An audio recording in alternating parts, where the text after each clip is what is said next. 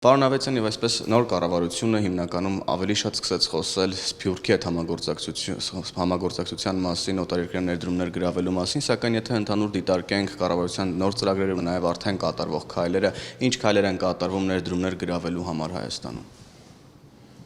Դե այս պահին մի քիչ վաղ է երևի, նոր է կառավարություն ձևավորվել, սկսել աշխատել։ Ընդհանրապես բավական դժվար թեմա է, որովհետև փոքր երկիր է, առանձնապես գրավիչ չէ մեծ կամպանիաների համար։ Փոքր երկրներում սովորաբար էքսպորտի արտահանման վրա են փորձում հարթակ ստեղծել, որ կամպանիաները գար այստեղ աշխատեն եւ արտահանեն։ Այսինքն այդ ուղղությունով պետքա բոլոր միջավայրն են ստեղծել, որ դա գրավիչ լինի։ Հիմա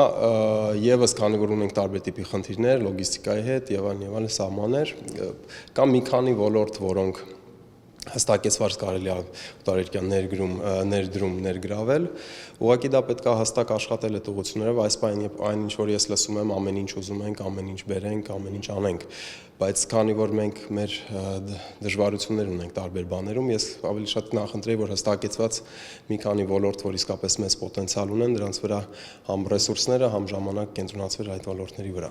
Այդ ոլորտները որոնք են ըստ դուք բազմիցս նշել եք, որ հիմնականում օրինակ IT ոլորտն է, այլ ինչ ոլորտներ կան, որտեղ պետք է աշխատանք կատարվի։ Տուրիզմի առումով որոշ ներդրումներ արվում են իհարկե, ես կարծում եմ բավական արևային էներգիայի առումով բավականին այդ էներգակիրների եւ այդ առումով կարելի է ներգրավել ներդրումներ, գյուղտնտեսության որոշ նիշաներում կարելի է, բայց մեծ մասով իհարկե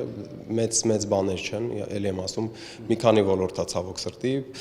մի կողմից ցավոք սրտի, մյուս կողմից եթե մենք այդ ոլորտները իսկապես լավ զարգացնենք, ես կարծում եմ ուրիշ բաներ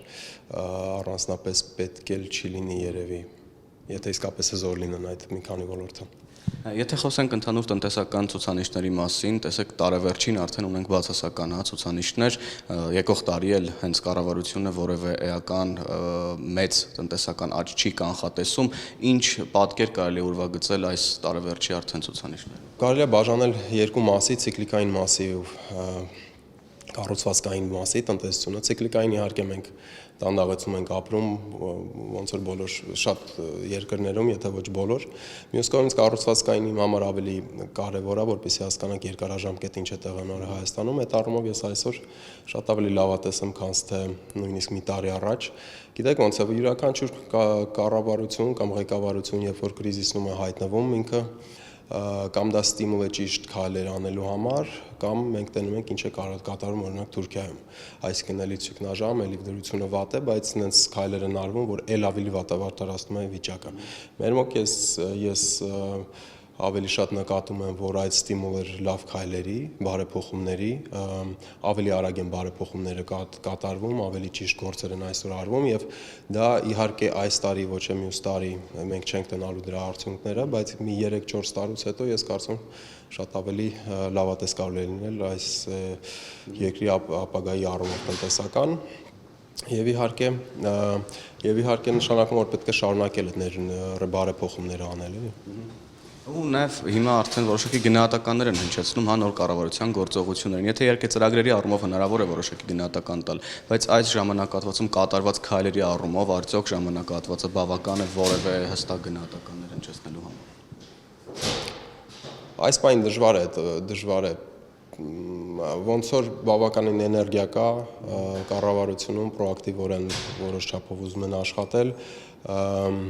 որոշ քայլեր արվում են, բայց մի քիչ ես կարծում եմ եւս վաղ է, բայց այն որ պրոակտիվ են էներգիա կա, ես կարծում եմ բավականին դրական է։ Ինչքանով են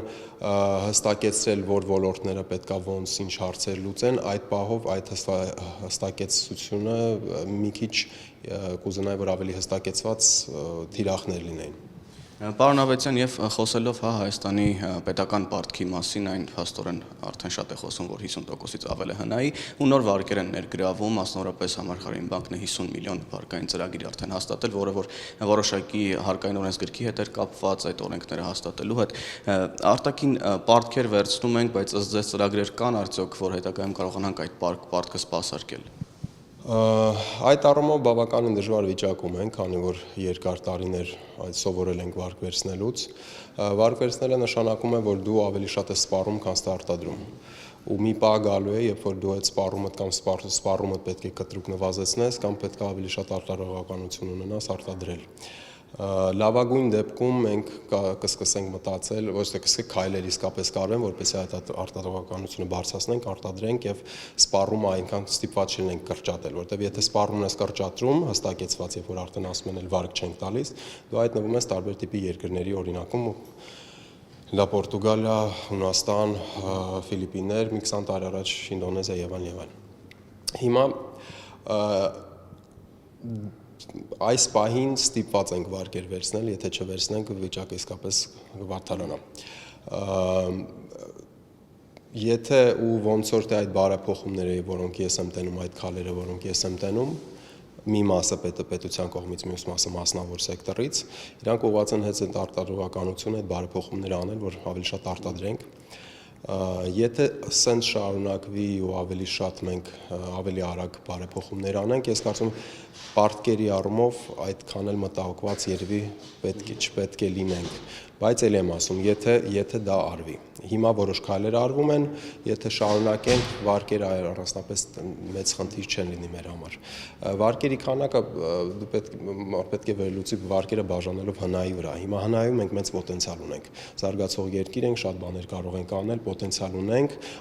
ամեն տեղ ոչ, բայց որոշ տեղեր, որոնք իսկապես կարևոր են։ Եթե մենք հնան այդ առումով բարձրացնենք, վարկերի առումով արդեն այդ մտահոգությունը կարելի է մի քիչ իջեցնել։ Դուք ասացիք, որ լավատես եք ծրագրերի առումով երկարաժամկետ հատվածում, այսինքն սրանից կարող ենք ենթադրել, որ 2017-ին մենք տնտեսության մեջ էական դրական փոփոխություն չենք ունենալու։ Դժվար է ասել, մեր տնտեսությունը շատ կապված է դրսի հետ, իհարկե, փոքր երկիր ենք, առևտուրը մեր համար շատ կարևոր է։ Այսինքն, եթե հումքերի գինը, նավթի գինն է, դա Ամերիկայի արժեթղթերի գինն է, վարկերն են հոսելու են դեպի Հայաստան, թե ոչ, այդ բավականին դժվար է կանխատեսել։ Հիմա Ամերիկայի տնտեսությունը ոնց որ բավականին մեծ ստիմուլ են ուզում մտցնեն, նավթի գինն է ոնց որ բարձրացրել, այդ առումով 17-ը կարող է այնքան էլ վատ տարի չլինի, ոնց որ քանս թե թվում էր մի քանի ամիս առաջ։